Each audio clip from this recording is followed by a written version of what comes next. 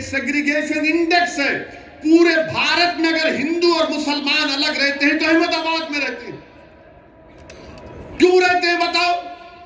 क्या मैंने कहा मिलाओ ना मोदी जी, क्यों नहीं मिलाते आप? ये सेग्रीगेशन इंडेक्स कहता है। मेरे अजीज दोस्तों और बुजुर्गों, गुजरात में अमन है। ये कहते हैं मोदी जी का नेशनल क्राइम रिकॉर्ड्स ब्यूरो का डेटा है 2018 में 39 कम्युनल राइट्स हुए, 2019 में 6 कम्युनल राइट्स हुए।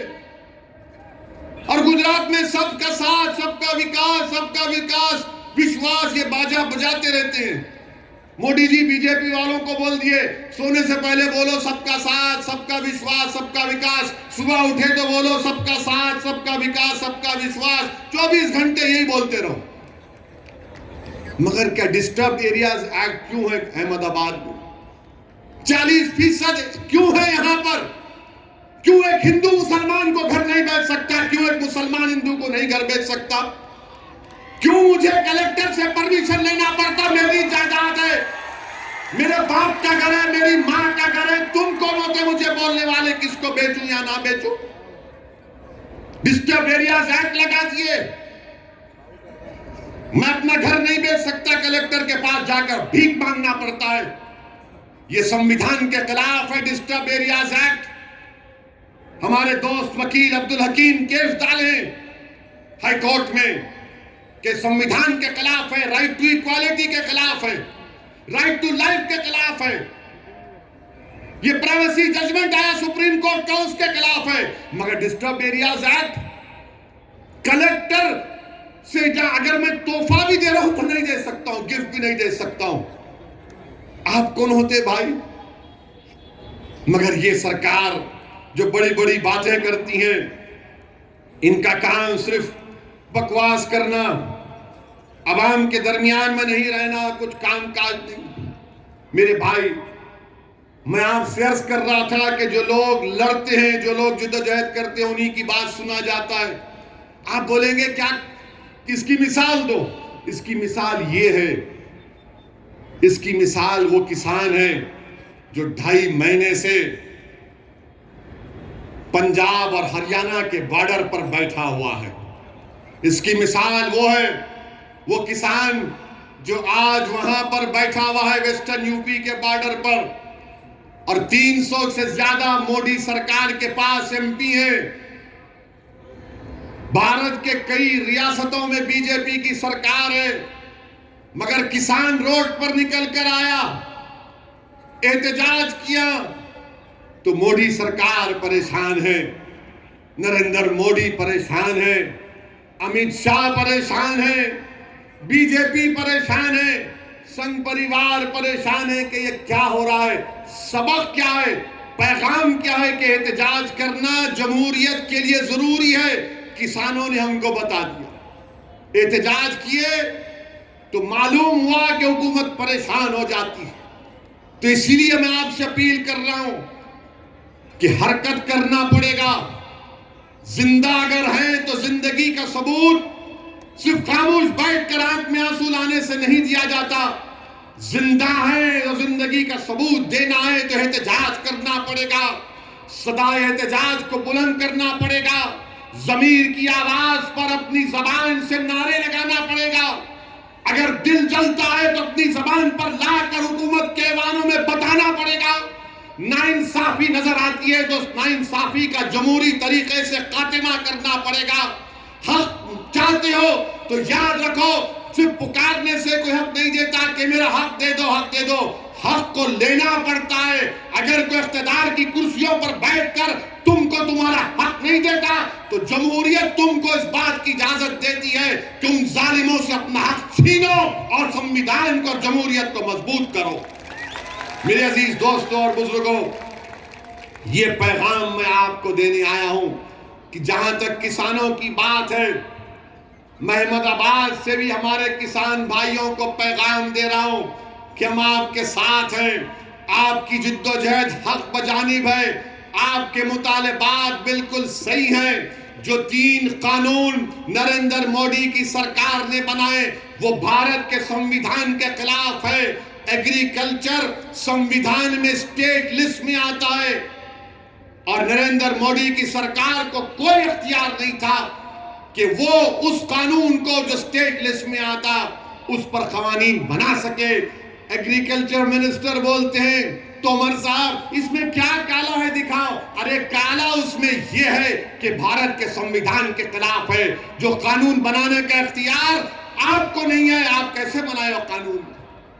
अब जो किसान एहतजाज कर रहे तो बोले खालिस्तानी है क्योंकि वो पर सिख है, वो खालिस्तानी हो गया। वो किसान जो घंटों खेत में रहता है, फसल उगाता है ताकि आप और हम खा सके, वो खालिस्तानी हो गया।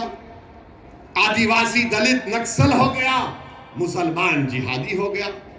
अब बचे कौन? बचे खाली मोदी जी, वही दूध के दूल्हे हैं, हम सब गुनाहगार,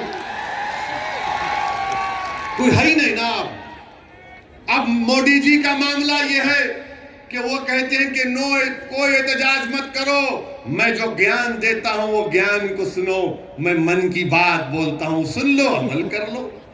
मोदी जी मन की बात सुनने से गरीब का पेट नहीं भरता, मन की बात सुनने से किसानों का गम दूर नहीं होगा। मन की बात सुन सुन के हम बोर हो चुके हैं। अब आप किसानों की मन की बात समझो। अगर मोदी जी इंसाफ करना चाहते हैं, वो खुद कहते हैं कि मैं गुजरात के गरीब परिवार से उठकर आया हूं। अगर आप गरीबों का गम समझते हैं तो अपने घर में उन किसानों को बुलाइए। जिस तरह आपने बराक ओबामा को बिठाकर अपने हाथ से चाय पिलाकर ओबामा को दिया, अच्छा किया, मेहमान था। जब आप मेहमान को बुलाकर चाय पिला सकते हैं, अरे ये तो भारत के किसान है ना मोदी जी, आप उनको बुलाइए अपने घर में, एक 10-12 को बुलाइए, चाय पिलाइए, उनको गले से लगाइए और सिर्फ इतना कहिए कि हम तुम्हारे गम को समझते हैं, अब तुम्हारे आंख में आंसू नहीं आएगा। देखो वो किसान आपको अपने गोद में बिठा लेगा, अपने सर पर बिठा लेगा। मोदी जी आप किसानों के इस तकलीफ को आपकी हुकूमत को समझना पड़ेगा। लोग मुझसे सवाल करते हैं कि वो किसान का नेता रोया तो पूरे किसान जज्बात में आ गए। मेरे भाई यही तो मैं कह रहा हूं कि जिसके अज़ाइम में सच्चाई होती है, जो इखलास की बुनियाद पर काम होता है, कुदरत उसकी मदद करती है। कोई सोच भी नहीं सकता था कि किसान उठेगा और किसान उठा है। अच्छा ऐसा उठा है कि नरेंद्र मोदी की सरकार किसानों को रोकने के लिए कीले लगा दिए, कीले लगाए। पुलिस का काम, लॉ एंड ऑर्डर का, पुलिस हाईवे खोद रही है, दिल्ली पुलिस हाईवे खोद के कीले लगाए और पुलिस वालों को वो लंबे लंबे क्या बोलते हो, वो आयरन के रॉड दिए। मोदी जी आपसे एक अपील कर रहा हूं, बुरा मत मानिए, अगर यही कीले आप लद्दाख में लगा देते तो चीन की फौज नहीं आती।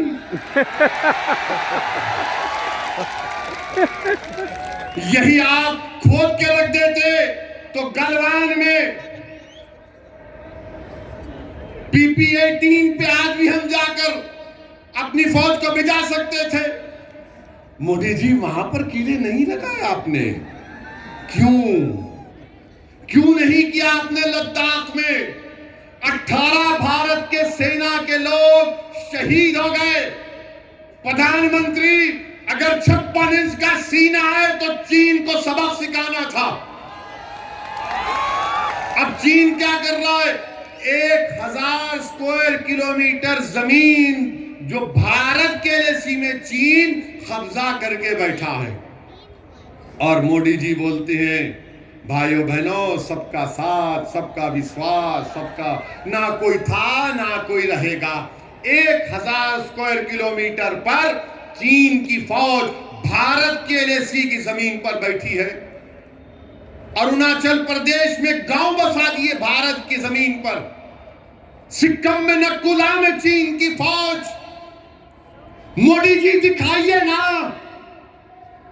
तो मोदी जी अपनी जबान से वजीर आजम चाइना का नाम नहीं लेते। सबका नाम ले लेंगे, सबको नाम रख देंगे, मगर चाइना का ही नाम नहीं लेते। आपको मैं वजीर आजम से कह रहा हूं कि मैं अहमदाबाद से इस रिवर फ्रंट के सामने खड़े होकर जिस मुल्क का नाम हमारा वजीर आजम लेने से डरता है, हम कह रहे हैं कि चीन चाइना की पीएलए भारत की 1000 स्क्वायर किलोमीटर पर कब्जा करके बैठी हुई है। प्रधानमंत्री अपनी जबान से चाइना का नाम लो, क्यों नहीं लेते चाइना का नाम आप? कोई पूछेगा 1000 स्क्वायर किलोमीटर कहां से आया? हिंदू अखबार लिखा, मेरा अखबार नहीं है, मेरे ससुरे का नहीं है। और वैसे भी एक ही शादी कर रहा हूं, वो गलतफहमी मत रही है। और अल्हम्दुलिल्लाह घर में है हमारी बेगम, है, साथ रहते हम, समझे ना, समझ गए ना, अकल मन को इशारा काफी। कितना हंस रहे देखो चीचा, अंकल बेगम का नाम लिए तो रात हो रही ना, याद आते, हमको भी याद आते, घर जाना है ना। आप बताइए, चीन का नाम ही नहीं लेते। और बीजेपी के लोग हम वो कर देंगे, वो बर्दाश्त नहीं करेंगे, ये कर देंगे, फुना कर देंगे। अरे तुम कुछ भी नहीं कर रहे ना, कुछ तो करो प्यारे। खाली टीवी चैनल पर आकर बैठकर बे लंबा लंबा छोड़ ओ लंबा लंबा। एक जोक बोलता हूं, बुरा मत मानिए, जोक है। मोदी जी भी मन की बात में बोले कभी कभी ह्यूमर होना चाहिए। तो मोदी जी सऊदी अरब गए, सऊदी अरब सुन ली, याद है, बोलूं बोल, तोप को देखे रियाद में, पुरानी तोप रियाद में थी। हमारे वजीर आजम हर चीज को बड़ा गहराई से देखते, बोल गए, जोक है, सच्चाई नहीं है, लिटिल ह्यूमर, लाइटर वेन में। तो वहां पर जाकर प्रधानमंत्री ने उस अरब शेख से पूछा कितना फेंकती?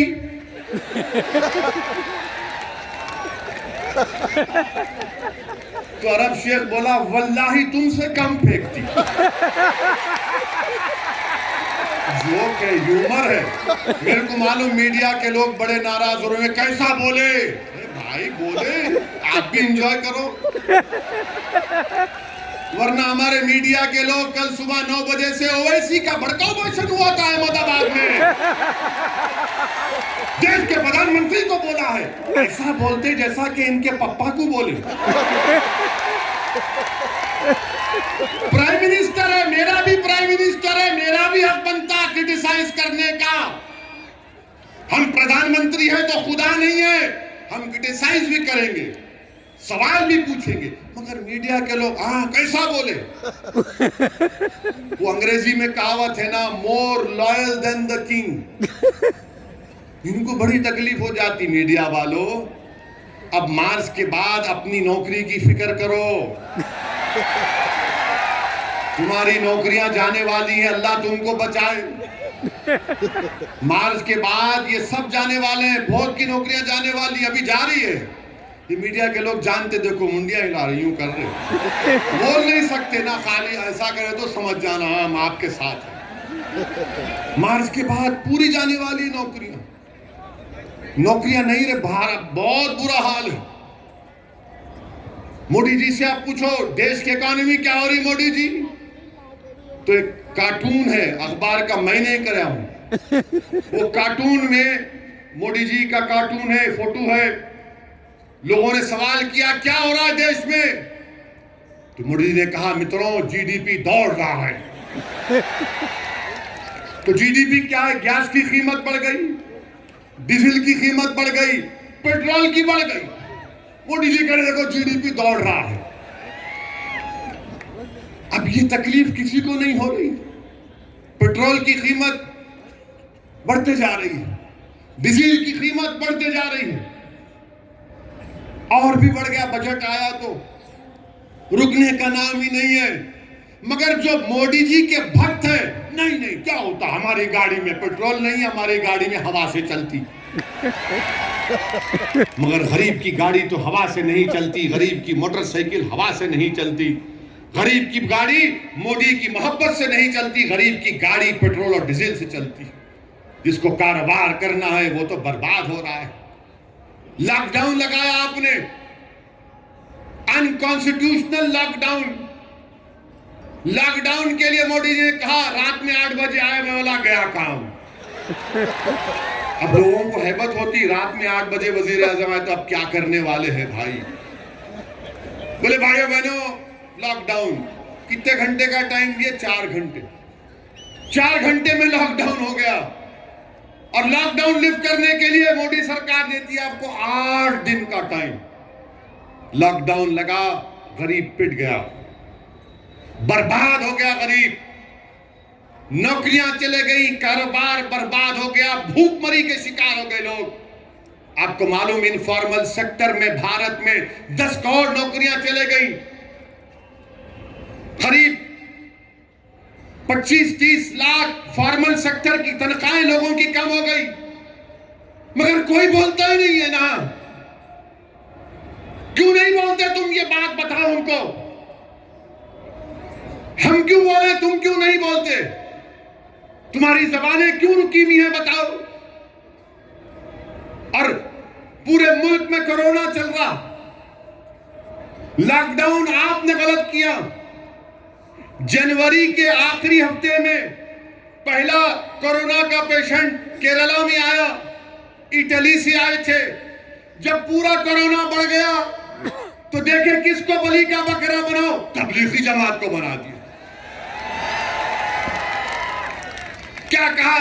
ये तबलीगी जमात के लोग कोरोना जिहाद कर रहे। माशाल्लाह मोदी जी, आपके लोगों ने तो कोरोना को भी कलमा पढ़ा दिया, अशहदु अल्ला इलाहा इल्लल्लाह व अशहदु अन्ना मुहम्मद रसूलुल्लाह। मैंने कोरोना को भी आपने मुसलमान बना दिया। क्या दिमाग है आप लोगों, माशाल्लाह। अल्लाह नजरे बद से बचाए, ये दिमाग और बढ़ता रहे। तबलीगी जमात के लोगों को ले जाकर पकड़ कर वहां डाल, यहां डाल, और टीवी पर तो माशाल्लाह रोज टीवी। ये तबलीगी जमात के लोग किए, इन्होंने कोरोना फैलाया, इनकी वजह से कोरोना फैला। और हमारे हिंदू भाइयों को ये बता दिया, देखो मुसलमानों की वजह से कोरोना फैल गया। और हमारे हिंदू भाई बेचारे शरीफ हैं, मोदी जी जो बोलते यकीन कर लेते। अरे हो सकता भाई ये चेहरे पे टोपी, सर पे दाढ़ी, कुर्ता पैजामा, टखने के ऊपर पैजामा, हाँ ये करे होंगे, इनको क्या जरूरत थी? अरे बीमारी का कब से मजहब होता है बताओ? जहां जहां मुकदमा डाले कोर्ट ने निकाल कर फेंका, मुंह पे तमाचा मारा उन लोग और कहा कि नहीं, तबलीगी जमात या उसके जिम्मेदारान कोरोना फैलाने के जिम्मेदार नहीं है। एक के बाद एक कोर्ट ने कह दिया। जब पूरे मुल्क में तबलीगी जमात पर इल्जाम लगाया जा रहा था तो एक ही दीवाना था जो टीवी पर जाकर कह रहा था कि नहीं, बीमारी का कोई मजहब नहीं होता। वो कौन था? वो असदुद्दीन ओवैसी था। कोरोना जिहाद, लव जिहाद, जमीन जिहाद, अब तो कॉमेडी जिहाद भी हो गया। अरे हर चीज को जिहाद से जोड़ते। ये लव और जिहाद कहां से आ गया बाबा? मोहब्बत तो अंधी होती ना। बहुत से लोग किए होंगे, सर से चीखा मार रहे। करना भी चाहिए, बगैर मोहब्बत के कोई इंसान नहीं रहता, याद रखो। अल्लाह हमको जज्बात दिया, मोहब्बत करना जरूरी है। और सबसे पहली मोहब्बत करना है तो रब्बे कायनात से करना है। मोहब्बत करना है तो रहमतुल्लाह अलमीन सल्लल्लाहु अलैहि वसल्लम से मोहब्बत करना है। जब तुम इनसे मोहब्बत करोगे, सारी दुनिया तुमसे मोहब्बत करेगी। मगर हम लोग क्या है, उसको देख, इसको देख, क्या प्यारे, बदलो, तब्दीली पैदा करो। मगर ये लोग लव जिहाद, लव जिहाद। अरे कै का लव जिहाद बाबा? या खाने को खाना नहीं है, नौकरियां नहीं है, मगर आप लव जिहाद, कोरोना जिहाद, क्या कर रहे हैं आप देश में? कितनी नफरत फैलाएंगे मुसलमानों के बारे में? नहीं ये करे, अरे क्या करे बताओ ना तुम? क्या कोई कोरोना से जिहाद करता है? लखनऊ में आंध्र प्रदेश की एक जमात गई जिसमें हमारी एक बहन थी, ले जाकर एक कॉलेज में बंद कर दिए, हामिला थी। वो कह रही है कि देखो मुझे बच्चा हो सकता है, पानी छूट रहा है। आकर धक्का दिए, उसका हमल साकित हो गया। बताओ आप, कई वाकयात है। किसी एक रियासत में एक बच्चा गया, उसको हर पूरे लोग टीवी पर देखकर बोले तू तबलीग का है, तू तबलीग का है। वो बेचारा तंग आकर खुदकुशी कर लिया। आप बताइए देश कहां जा रहा है? कितना आप नफरत फैलाएंगे? मोदी जी, मैं आपसे एक मोटा सवाल कर रहा हूं आपकी सरजमीन में खड़े होकर। चाइना आज इस वक्त चाइना की फौज 2020 में क्यों भारत में घुसी? मोदी जी, कभी आपने सोचा? क्योंकि चाइना जानता है कि भारत के लोगों में दिल मिले हुए नहीं है। लव जिहाद चल रहा है, कोरोना जिहाद चल रहा है, एक दूसरे पर इल्जाम लगाए जा रहे हैं। सरकार देश की सरहदों की हिफाजत करने की बजाय देश की जनता में नफरत फैला रही है। चाइना घुस गया, मौका अच्छा है, इस पर कोई बात नहीं करेगा, कोई नहीं पूछेगा। हद तो यह हो गई कि एक लड़के को मध्य प्रदेश के जेल में उसको सुप्रीम कोर्ट ने बेल दिया, जेलर नहीं छोड़ता उसको। ये मीडिया की रिपोर्ट है, सब्जेक्ट टू करेक्शन। मीडिया ने कहा कि सुप्रीम कोर्ट के जज को जेल को फोन करके कहना पड़ा कि अहमको, मैंने बेल दिया, इसको छोड़ो। ये हमारे देश का हाल है। मेरे अजीज दोस्तों और बुजुर्गों, मैं आपको ये पैगाम देने आया हूं कि आपको अपने हिम्मत और हौसले को बुलंद रखना पड़ेगा। मैं नौजवानों से और नौजवानों के जिम्मेदारों से अपील करने आया हूं कि हम अपने नौजवानों की जवानी को रोड पर बर्बाद होने से बचाएंगे। हम अपने नौजवानों को जेल की सोबतों से बचाएंगे।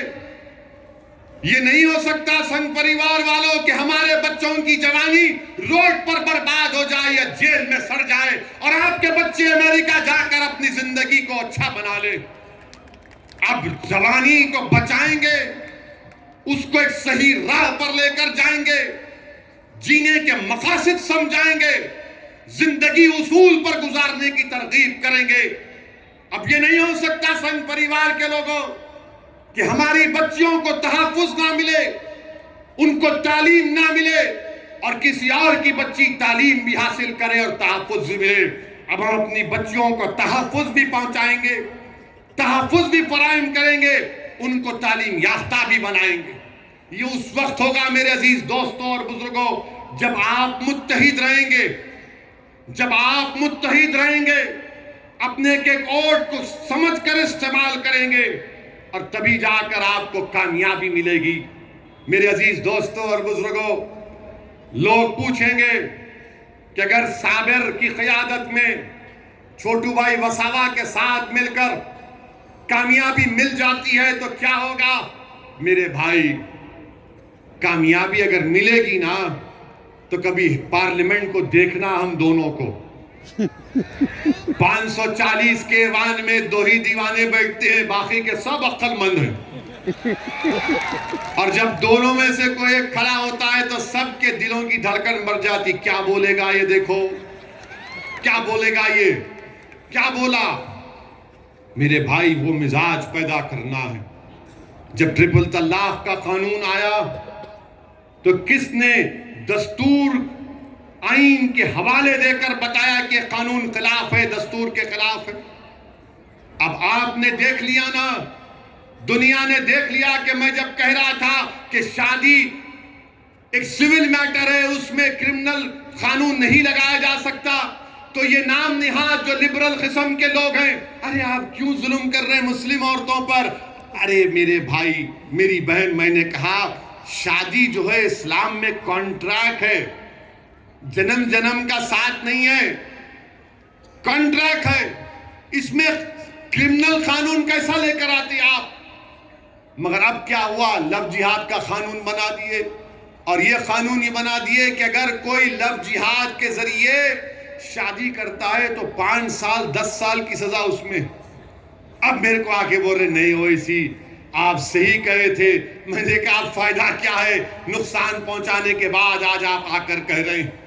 मेरे अजीज दोस्तों और बुजुर्गों, अगर हिम्मत है, हौसला है, CAA का कानून 540 का ऐवान है।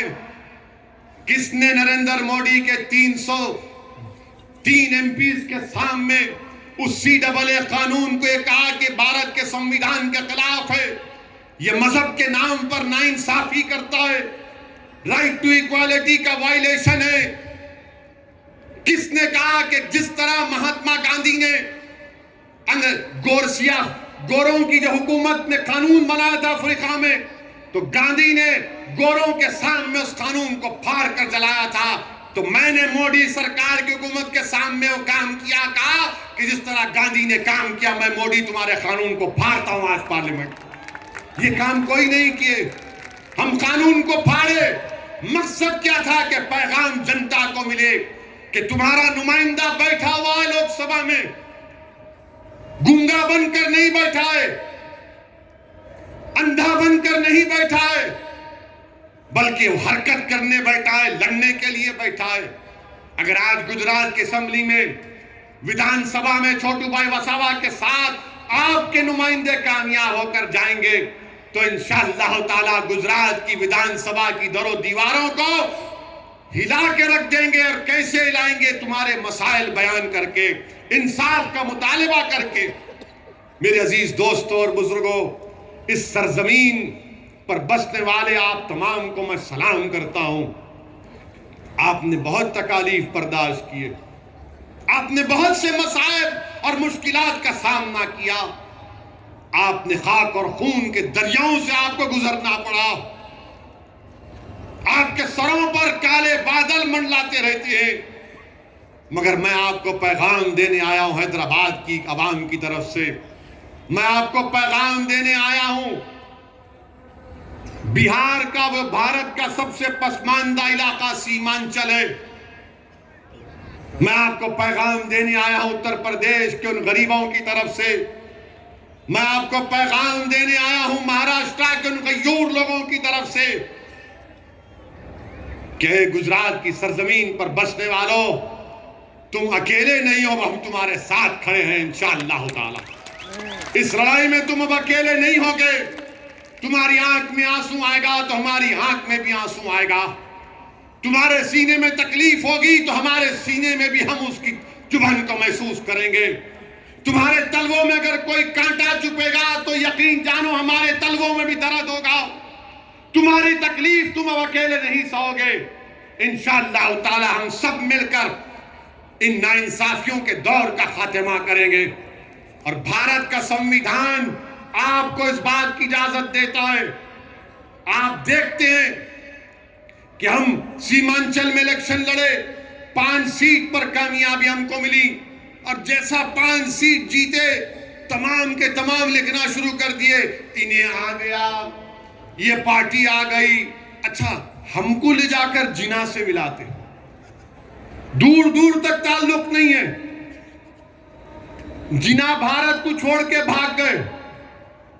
हमारे बुजुर्गों ने फैसला लिया कि भारत हमारी सरजमीन है, हम इस सरजमीन पर बाइज्जत शहरी बनकर रहेंगे। मगर इल्जाम लगाना इनका मकसद है। मैं आपसे ये भी कहूंगा कि अब कांग्रेस में दम नहीं है मेरे भाई, अब कांग्रेस में दम नहीं है, अब कांग्रेस में कुछ भी नहीं हो सकता इनका। अब कांग्रेस को अगर दुनिया के सबसे बड़े हकीम साहब के पास भी जाकर बोलेंगे हकीम साहब एक पेशेंट है, हकीम साहब पूछेंगे पेशेंट को क्या हुआ, तो आप बोलेंगे पेशेंट बहुत कमजोर हो गया।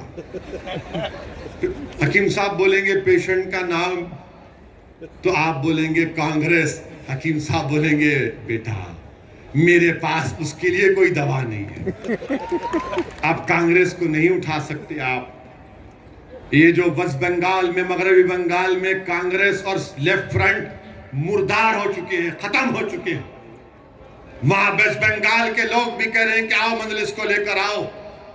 हम एक विकल्प देख रहे हैं मजलिस के रूप में, क्योंकि टीएमसी और बीजेपी एक सिक्के के दो रुख हैं। हर जगह पर कांग्रेस खत्म हो चुकी है। राहुल गांधी हार गए अमेठी, कहां जाकर जीते? वायनाड में, जहां पर 35% के करीब अकलियतें हैं। और कांग्रेस पार्टी के गुलाम हम पे कहते हैं कि वो इसी वोट काटने को आया है। अरे मैं किसी को काटने नहीं आया हूं, कुत्ता काटता है, मैं इंसान हूं। मैं दिलों को मिलाने आया हूं और इंशाअल्लाह ताला हम दिलों को मिलाकर रहेंगे। मेरी आपसे एक ही गुजारिश है कि साबिर साहब के हाथ को मजबूत करिए, छोटू भाई वसावा के हाथ को मजबूत करिए। अपने लिए एक बार आप एक फैसला लेकर आगे बढ़िए मेरे भाई। ये जमात आपकी है।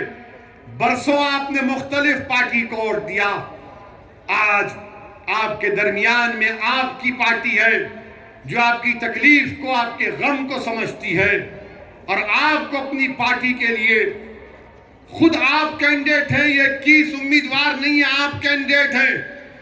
इसीलिए मैंने कहा कि बारात तुम्हारे घर से निकलेगी, आपके घर से निकलेगी। आपको अपने पूरे अफराद खानदान को लेकर 21 तारीख को जाना है पोलिंग बूथ को, अपना एक एक वोट का इस्तेमाल करना है और इंशाअल्लाह ताला गुजरात की सरजमीन पर हम एक नई तारीख रकम करेंगे इंशाअल्लाह ताला।